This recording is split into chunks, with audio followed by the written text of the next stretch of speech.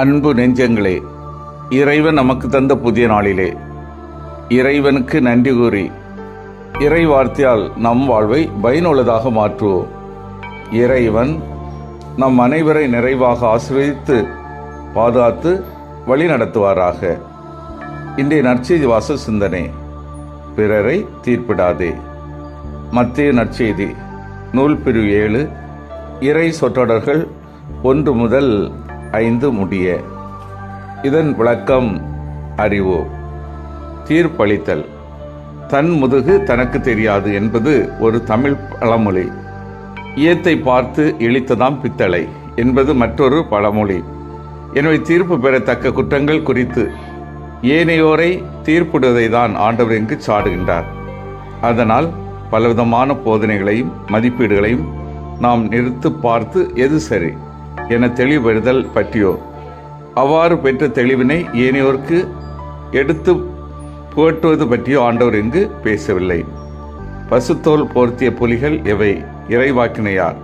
கடவுளின் வார்த்தை உண்மையாய் பேசுவோர் யார் என்றெல்லாம் நாம் சிந்திக்க வேண்டும் என பலமுறை எச்சரிக்கப்படுகின்றோம்.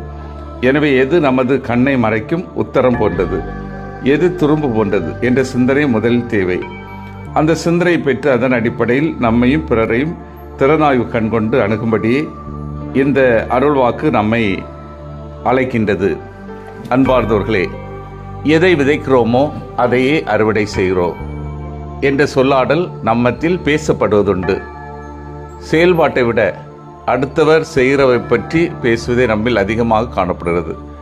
இன்றைய உலகின் பிரச்சனைகளுக்கு அதிகமாக சொல்லப்படுவது மற்றவர்களை பற்றிய தேவையில்லாத பேச்சு, வீண் விமர்சனங்களும் அடுத்தவரை பற்றிய தரை குறைவான எண்ணங்களும் தான் நமது வாழ்வை சீர்குலைக்கக்கூடியவையாக, நம்மை கடவுள் முன்னிலையில் குற்றவாளியாக மாற்றக்கூடியவையாக இருக்கிறது.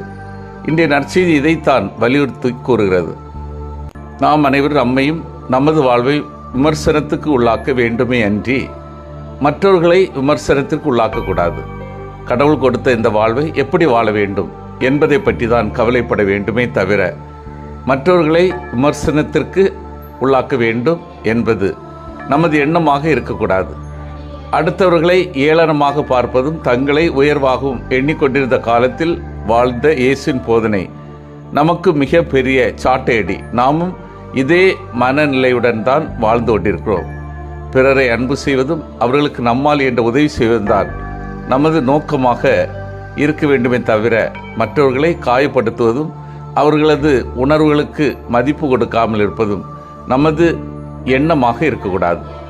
அப்படி வாழ்கிற போது மகிழ்ச்சி அன்பும் நமது உள்ளத்தில் என்றும் குடிகொண்டிருக்கும்.